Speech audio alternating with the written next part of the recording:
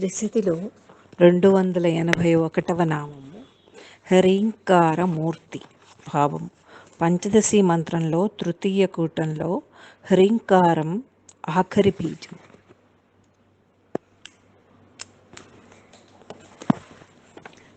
పరమేశ్వరి వాచ్య వాచక భేదముతో హ్రీంకారమునే శరీరముగా కలది కనుక శ్రీ లలితా త్రిపుర సుందరి హ్రీంకారమూర్తి అని సాధక భక్తుల చేత కీర్తింపబడే స్వరూపము. భువనేశ్వరి మంత్ర బీజాక్షరాన్ని హ్రీంతో సంకేతంగా చెప్తారు.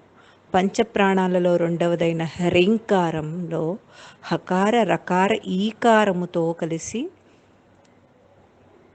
ఏర్పడినది. కావున లలితా పరమేశ్వరి స్థూల సూక్ష్మ కారణరూపిణి అని హ్రీంకారమూర్తి అనే నామానికి అర్థంగా చెప్పవచ్చు. హృదయానికి సంబంధించిన ఓజస్సు అనే ధాతువును కలిగి ఉండే స్వరూపము ఇది. అనాహత చక్రస్థానము. మహర్షులు, భక్తులు, అవధూతలు, మహాత్ముల హృదయాలు హ్రీంకారమూర్తి యొక్క నివాస స్థానము.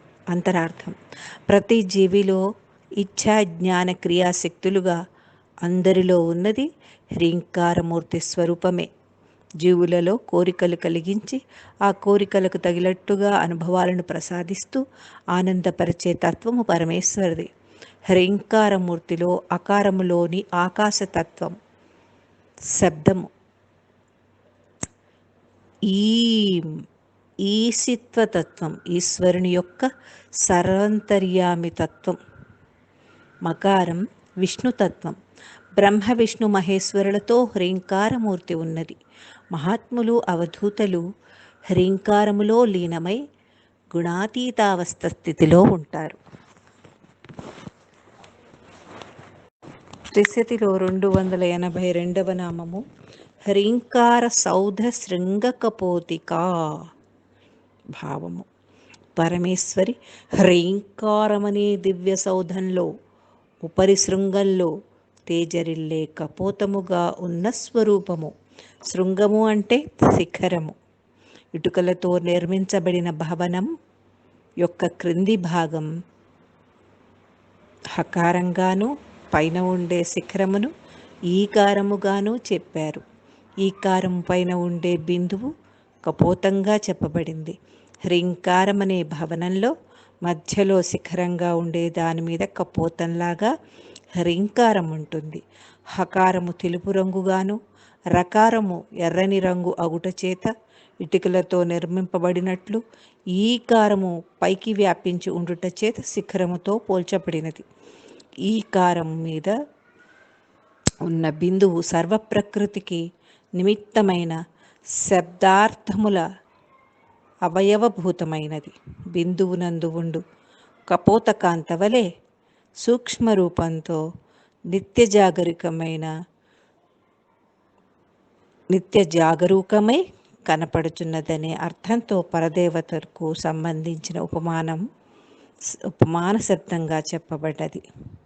అంతరార్థం: జీవి శరీరం అనే పట్టణంలో హ్రీంకారమనే బీజాక్షరంతో ఉపాసన చేస్తూ ఒక్కొక్క ప్రాకారాన్ని దాటుతూ సహస్రారమనే శిఖర మధ్యంలో కొమ్ములాగా ఎరుపు, తెలుపు రంగుతో కపోతములాగా పైన నిలబడే స్థితిని పొందడానికి చేసే సాధన గురించి ఇక్కడ చెప్పారు.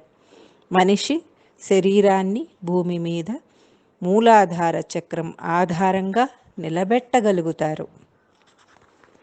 సాధనచే ఆ మూలాధారం నుండి వెన్నుపూస ద్వారా ఊర్ధ్వంగా సుషుమ్నా నాడి శిరస్సు పై భాగం వరకు వ్యాపించి ఉంటుంది.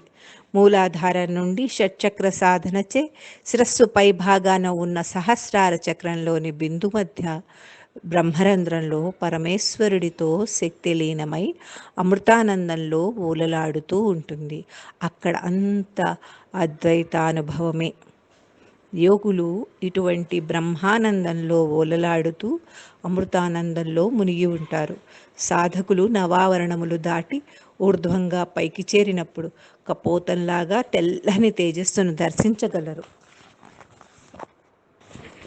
త్రిశతిలో 283వ నామము హ్రీంకార దుగ్ధాబ్ది సుధా. భావము: పరమేశ్వరి స్తనగతమైన హ్రీంకారమనే క్షీరసాగరంలో భక్తులను ఓలలాడించే అమృతమూర్తి స్వరూపము. దుగ్ధము అంటే పాలు, దోహము అంటే పితుకుట వలన కలుగునది. హ్రీంకారమనే పాల సముద్రంలో అమ్మ సుధ వంటిది. పాల సముద్రంలో ఈ సుధ ఉంటుంది. అటువంటి సుధామృతత్వాన్ని కలిగి ఉంటుంది. హ్రీంకారము కూడా అమృతం వలె భక్తులకు ఆరాధనచే నిత్యము శక్తిని, పుష్టిని ప్రసాదిస్తుంది. శిశువును పోషించడానికి తల్లి తన స్తనాలయందు క్షీరము కలిగి ఉంటుంది. అటులనే ఈ ప్రపంచమునందు తనను ఆశ్రయించునట్టి వారికి పరమేశ్వరి జీవింపచేయునట్టి ధర్మము కలిగి ఉన్నదని చెప్పబడినది. ఆ రీతిగానే హ్రీంకార నిరంతర జపము, మననము వలన విశేషముగా పరమేశ్వరి అభివ్యక్తమై భక్తులకు అమృతత్వ స్థితిని ప్రసాదించును. పరమేశ్వరి ఇటువంటి సుధాస్వరూపిణి కాన ఆ జగజ్జననిని హ్రీంకార దుగ్ధాబ్ది సుధా అని భక్తులు ఆరాధిస్తారు. ఆమె ఆరాధింపబడుచున్నది. అంతరార్థం: హ్రీంకారం అనే పాల సముద్రంలో పరమేశ్వరి అమృతము వంటిది. హ్రీంకార జపము, మననం చేసే వారికి అమృతం వలె తుష్టిని, పుష్టిని కలిగిస్తుంది. లలితా సహస్రనామంలో తటిల్లతా సమరుచి షట్చక్రోపరి సంస్థిత అనే నామంలో చెప్పినట్లుగా సుషుమ్నా నాడి ఊర్ధ్వముఖంగా సహస్రారంలో చేరినప్పుడు హ్రీంకారం అనే అమృత సముద్రంలో ఓలలాడే వారికి శక్తిని, పుష్టిని, మతిని, ధృతిని ప్రసాదిస్తుంది. వీరు జీవన్ముక్త స్థితిలో ఉంటారు. దీనికి ఉదాహరణగా రామాయణంలో విశ్వామిత్ర గురువు ద్వారా రామలక్ష్మణులు బల, అతిబల విద్యను పొందారు. అవి పొందడం వల్ల వారికి ఆకలి దప్పులు ఉండవు. గురువు ద్వారా అటువంటి అద్భుతమైన శక్తిని వారు పొందారు. సాధకులలో భగవత్ శక్తి చేత ఇటువంటి సిద్ధులు లభిస్తాయి. అమృతత్వమైన మహాత్ముల దృష్టి పడినప్పుడు దుర్మార్గులలో కూడా మలినాలు కరిగిపోతాయి. త్రిశతిలో 284వ నామము హ్రీంకార కమలేందిరా. భావము: పరమేశ్వరి హ్రీంకారమనే కమలమునందు తేజస్సుతో వెలుగొందే మహాలక్ష్మి స్వరూపము. కమలము విచిత్రమైన వర్ణములతో శోభిల్లుచున్నది కాన పరమ భక్తికి, ప్రేమకు పోల్చబడినది. హ్రీం బీజమును పరమేశ్వరి అధిష్ఠించి సర్వ పురుషార్థాలను ఒసంగుచున్నది. కావున మహాలక్ష్మి స్వరూపిణిగా హ్రీం బీజమును కమలా అని చెప్పబడినది. పరదేవ పద్మము ఆవాస స్థానముగా కలిగి ఉన్నది కావున ఆమె హ్రీంకార కమలమునకు లక్ష్మీ అనగా హ్రీంకారాధీనమైన బ్రహ్మ విద్యాస్వరూపమని భావము. కావున ఉపాసకులు హ్రీంకార కమలేందిరా అని ఆనందపరవశులై ధ్యానించుచున్నారని ఈ నామానికి అర్థంగా చెప్పవచ్చు. హ్రీంకార కమలము అంటే బ్రహ్మ విద్య అని కూడా అర్థము. అంతరార్థం: సాధకుడు ఒక్కొక్క చక్రము వద్ద ఒక్కొక్క స్థితిని దాటుతూ సహస్రార కమలంలోని బిందువుతో లీనమయ్యే స్థితిని బ్రహ్మ విద్య అంటారు. సాధకుడు ఈ షట్చక్రాలలో ఒక్కొక్క స్థితిని దాటుతూ అంటే మూలాధారం వద్ద సృష్టిక్రియను గురించి, స్వాధిష్టానం వద్ద అహంకార గర్వాలు, మణిపూరం దగ్గర తృప్తి కలిగి ఉండడం, అనాహతం వద్ద సమత్వంగా అంతా ఒక్కటేననే భావం, విశుద్ధి దగ్గర త్రికరణాలు శుద్ధి కలిగి ఉండడం, ఆజ్ఞాచక్రంలో మనోతీతా స్థితిని దాటుతూ సహస్రారంలోని బిందువుతో లీనమైపోతాడు. అటువంటి వారికి సంకల్పమాత్రేణ అన్నింటినీ నియంత్రించే శక్తి కలుగుతుంది. ఏకాగ్రతతో ధ్యాన స్థితిని పొందుతాడు. ధ్యానం చేత దేనినైనా ధారణ చేయగలడు. మహాలక్ష్మి మంత్రంలో హ్రీంకారాన్ని సంపుటి చేసి చదివితే ధన సంపత్తు వస్తుంది. మహాత్ములు సాధనచే మారని తత్వంతో ఉంటారు. హ్రీంకార కమల మధ్యంలో ఆసీనులై ఆనందానుభూతిలో ఉంటారు.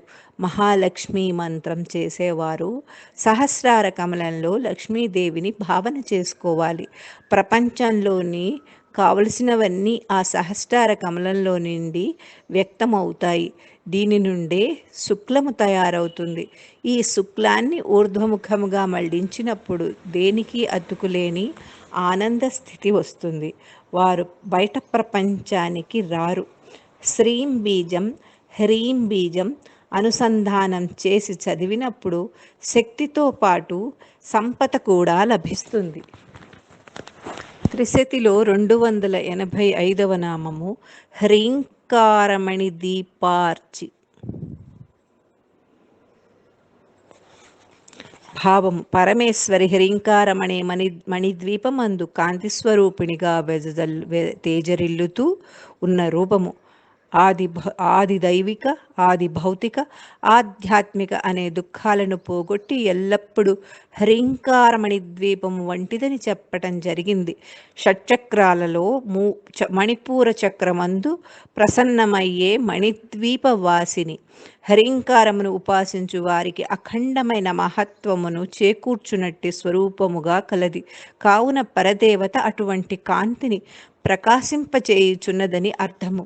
భక్తులలోని అజ్ఞానాంధకారమును తొలగించుట ద్వారా పరమేశ్వరి భక్తులకు వాంఛితార్థమైన మోక్షరూప ఫలమునిచ్చే నిరతిశయ ఆనంద సంధాయిక అని భావము. కావున హ్రీంకారమణి దీపార్చి అనే నామముతో లలితా పరాభట్టారికను భక్తులు స్తోత్రము చేయవచ్చునని చెప్పవచ్చును. మణి స్వయంగా ప్రకాశంతో వెలుగునిస్తుంది. సాధకులు సహజ స్థితిలో స్వస్వరూపానుభూతితో తేజస్సులో లీనమై బాహ్య ప్రపంచంలోని అందరినీ ఆకర్షింపచేస్తూ తేజస్సుతో వెలిగిపోతూ ఉంటారు. అంతరార్థం: షట్చక్ర సాధన హఠయోగంలో చేస్తారు. అటువంటి సాధనలో సృష్టి రహస్యాలు తెలుసుకుంటూ ఉంటారు. హ్రీంకార బీజాక్షరాన్ని ఉపాసన చేసేవారిలో మణిపూర చక్రం వద్ద స్పందన ఉత్తేజితమై ఎటువంటి పరిస్థితినైనా ధైర్యంతో వాటిని దాటే శక్తిని ఇస్తుంది. శీతోష్ణాలకు శరీరం ఎటువంటి బాధకు లోనైనా వాటిని తట్టుకునే శక్తి వస్తుంది. అన్నింటినీ అనుభవించాలనే కోరిక దాటి నిస్వార్థంగా ఉంటాడు. అటువంటి సాధకులు మణివలే తేజస్సుతో వెలిగిపోతుంటారు. వారికి పూర్వజన్మ ప్రారబ్ధాలైన వాసనలు ఖర్చయిపోతాయి. అటువంటి అనన్యమైన మహిమ మణిపూర చక్ర స్థానానికి ఉన్నది. భౌతికపరమైన బంధాలు తీరిపోతాయి. అప్పుడు పరమేశ్వర అనుగ్రహం లభిస్తుంది. మూలాధారం, స్వాధిష్టానం, మణిపూరం సాధకుడు ఈ 3 చక్రాలు దాటేటప్పటికి ఎట్లయినా సాధన చెయ్యాలనే పట్టుదల కలుగుతుంది. వారిలో సంకుచిత భావాలు తొలగిపోయి సృష్టి రహస్యాలు తెలుసుకుంటారు. ఆత్మనిగ్రహానికి ఆటంకం లేని వాటినే ఆ స్థితిలో కోరుకోవాలి. లోతైన ఆనందాన్ని పొందినప్పుడు పై ఆనందాలు కదిలించవు. నిత్య సత్యమైన ఆత్మను మరిచినప్పుడు అనిత్యమైన విషయ వస్తువులు ముఖ్యంగా అనిపిస్తాయి. అలా అనుకున్న వారికి అటువంటి స్థితి లభించదు.